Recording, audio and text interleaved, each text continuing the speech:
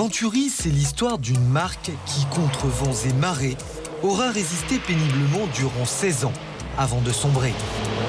L'usine de Couéron, près de Nantes, s'est éteinte, laissant 35 salariés sans travail, 5 bolides inachevés et une surface de 5000 m² conçue à l'origine pour abriter une production de grande envergure. Venturi aujourd'hui, c'est fini, la faillite l'a cette fois emporté. Créée en 1984, cette marque de voitures de sport française, à mi-chemin entre Alpine et Ferrari, n'a pas eu un parcours tout à fait ordinaire. Son histoire, une succession de dépôts de bilan. La marque frôle plusieurs fois la catastrophe.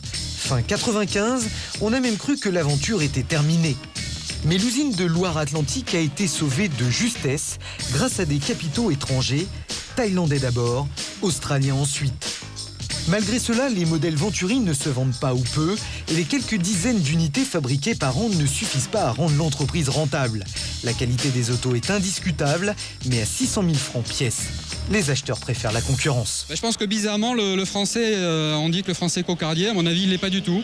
Il n'aime pas acheter les voitures de sport françaises. C'est assez dommage, il préfère acheter italien ou anglais ou allemand. Je crois que malheureusement, le marché français est un peu étroit et qu'il faudrait aller chercher des fanats de voitures de sport dans les autres pays comme l'Angleterre ou autre. Il n'y a pas un marché, je crois, assez large en France pour accueillir une marque comme ça. Un constructeur automobile indépendant en France dans cette gamme de voitures, c'est à mon avis complètement utopique aujourd'hui. Même Renault avec Alpine avait baissé les bras. 650 bolides vendus au total en 16 années d'existence.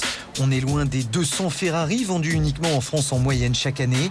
L'absence d'un réseau de vente pour assurer le développement des modèles de la marque a sans doute aussi largement contribué à l'échec du constructeur français. Aujourd'hui, que reste-t-il?